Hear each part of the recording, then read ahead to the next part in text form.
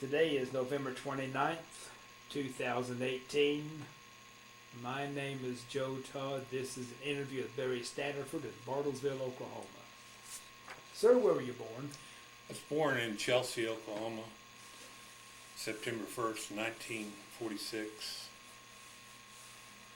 1946. I was born September 28th, 46. Who is your father? Father was Oscar Standeford Jr. And your mother? Mother was Anna Ellen Carmack. Carmack? Standeford, yeah. C-A-R-M. C-A-R-M-A-C-K. Okay. Did you go through school in Chelsea? Sure did. Went all the way through high school in Chelsea. I graduated in 1964. You played sports in high school? Played football. Have a good team? Had a pretty good team. 2 of the years that I played, but we had one losing season. But yeah, we had a pretty good football team. What position did you play? I played in. Okay. Who was your favorite teacher? A gentleman by the name of K.O. Haas Farrell. Haas Farrell. Why was he your favorite? Well, he was just he was a cowboy. Let's put it that way. And I don't know how to explain it. He was just easy going and didn't put you under any stress. Mm-hmm. And he was just a real likable guy. Okay. How big was Chelsea in those days? And those around 2000 2000. back then. Okay. What did you do for recreation in high school? As far as recreation, fish, hunted, played football. Mm-hmm. Pretty much it. Have a car in high school? What? Have a car in high school? Not until my junior year. What'd you have? There's coffee in here. Okay. Had a first car I got was a 1953 Ford that my uncle found up here in Independence, Kansas, and we went up there, and the car was a garage car. It made one trip to California, and it had the original tires on it. I mean, it was an excellent old car. Had the old flathead 8. Oh yeah. And automatic with a power guide shift or something. It was a good car. What kind of work your father do?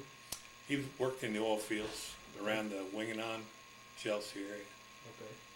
Halloween area. What'd you do after high school? First got out of high school, I went to work for Radke Furniture there in Chelsea. November of, I graduated like in 64. November of 65, one of the draft board members told me I was on the November draft for Rogers County. So, and after checking into it and finding out, well, I was going to have to report for the Army, I guess, in November, the end of November, and was going to be gone for Christmas and New Year's. Well, Marine Corps at that time had a program called the 120-day delay program.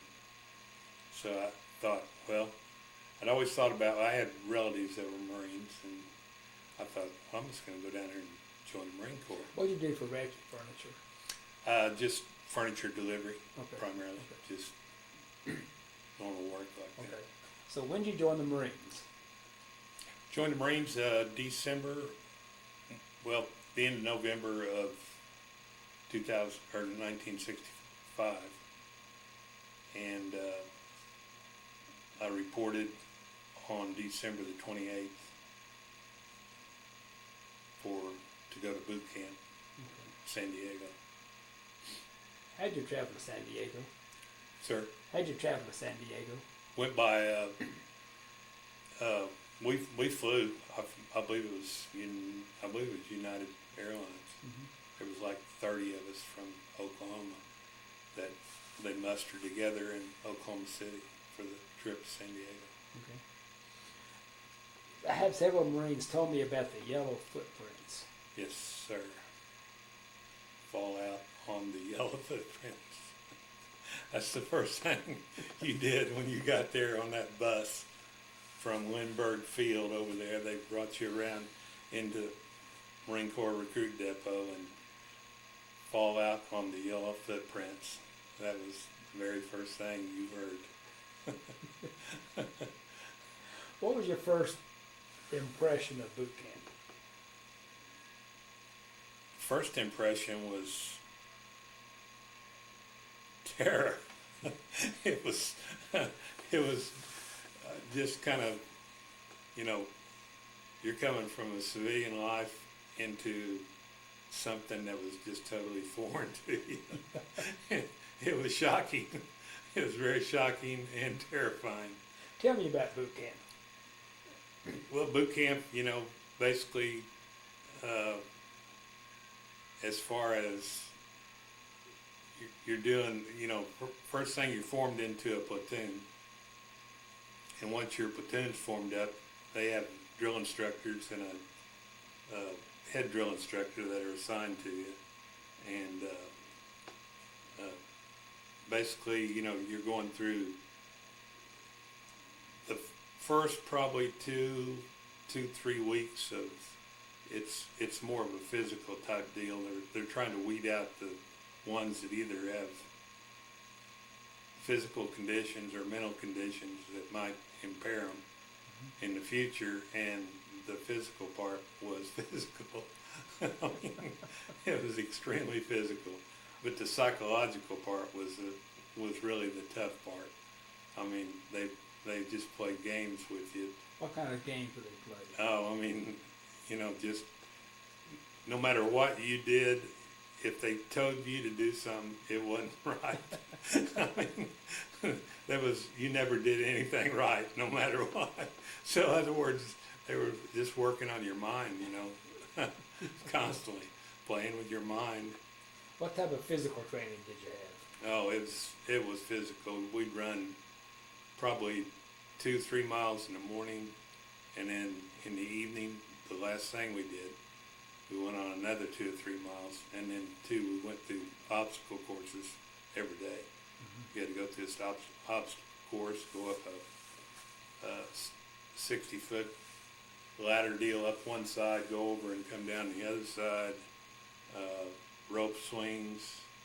It was, like I say, and then climbing rope. It was just, physical, extremely physical. Mm-hmm. Tell me about your drill instructors. Had our lead drill instructor was a staff sergeant with the name of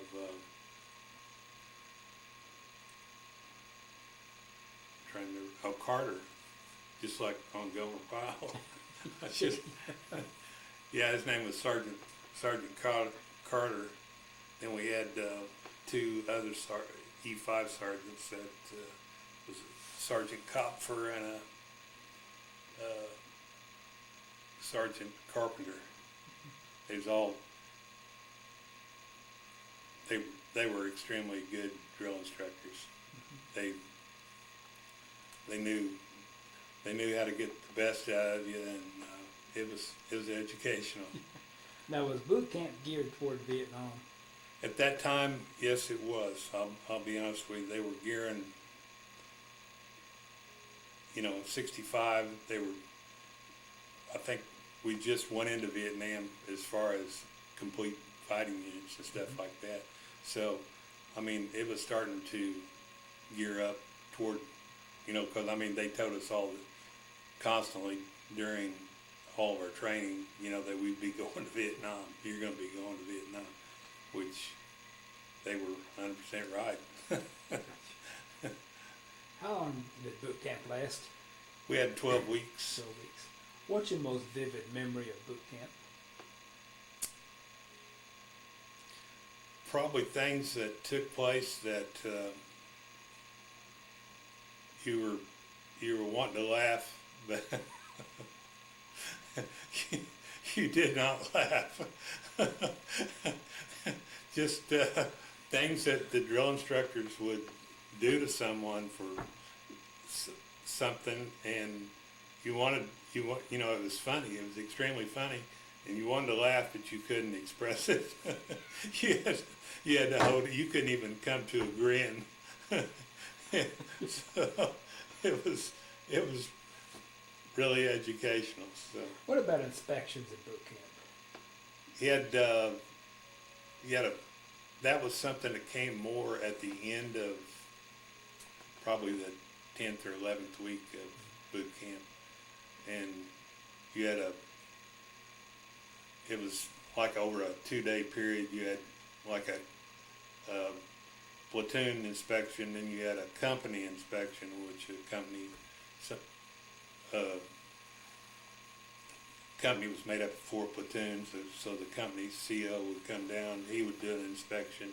Then you had what they call your final inspection, which is, I forgot what it was called at that time, but everything had to be perfect.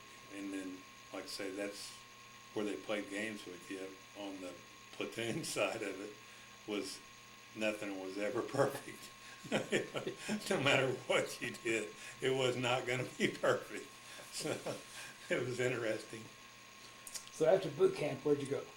After boot camp, I got into aviation, the air wing, the aviation part of the Marine Corps. Okay. And I was sent to Millington, Tennessee, up north of Memphis, to NAS Millington for aviation school training up there. And was this an aircraft mechanics school or what? Correct. I was going to go through aviation structural mechanic training, which was like a 9-week course. What aircraft? Well, at that time, when you go through the basic aviation part, you don't know what you're going to be going to until you get out of it, which I was assigned to when I got out of aviation structural training. They sent me to Marine Corps Air Station, Beaufort, South Carolina. Mm-hmm. And I was assigned to a training squad.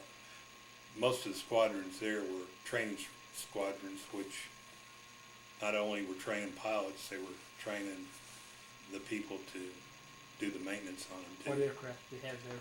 A4 Skyhawk. A4 Skyhawk. Yep. Now, what did you do in the A4? As far as structural mechanics duty, primarily just general maintenance, going out there and inspecting, surface areas for pop rivets, stuff like this, but, anything like that concerned the airframe of the aircraft. Mm-hmm. And you were there how long? I was there 19 months. 19 months. How large was the town of Beaufort? Beaufort, well, you've got Parris Island also there. So you got Parris Island, Marine Corps Air Station. There's naval facility there too.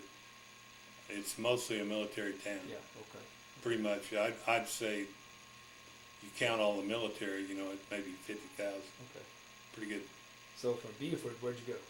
From Beaufort, I got orders. I came home on Christmas leave in December of '67. And when I reported back in after Christmas leave, they told me I had orders to Westpac, which is going to Vietnam, Okay. basically. How'd you go to Vietnam? Flew all the way. Flew from out of Tulsa to Los Angeles. Got a bus from there to San Bernardino to Norton Air Force Base, and we flew out of Norton to Kadena, Okinawa was where we landed. They process you there for Vietnam out of Okinawa. You have to leave all your dress uniforms. The only thing you take is your utilities, what you call your working clothes, basically, is the only thing you took with you out of Okinawa going to Vietnam. And when did you land in Vietnam? Landed there on February 28th of 1968. 68. And you landed where? At Da Nang. Da Nang. Now, was Tet still going on? Tet was still going on. We got off the plane and there was still stuff burning around there, and it was, What'd you think? man, here, what did we get ourselves into here, you know? I mean, you know, well, when we got off the plane, we came off the plane, there was two semi-trailers sitting there with coffins with flags on them, stacked too high. I didn't count. I didn't want to count, because, I mean, they were all Marines. I knew that. And they were waiting to fly back to the United States. Welcome to Vietnam. So what unit were you assigned to? I got processed through First Marine Air Wing group, and they assigned me to BMA 121. BMA 121? Mm-hmm. MAG 12, which was at Chu Lai, South Vietnam, which is about 60 miles south of Da Nang. Okay. Still in I Corps. How'd you get to Chu Lai? C-130, hopped a ride. You go down there to like the transit part of the airfield there, and show them your orders, where you're going, and they book you on a flight. The next flight they had going to Chu Lai or wherever you're going. Mm-hmm. I mean, that's one thing about the Marine Corps. They were basically in I Corps, which is the north part of Vietnam. What'd you do at Chu Lai? Checked into a squadron, or well, like I say, checked into a squadron there, and the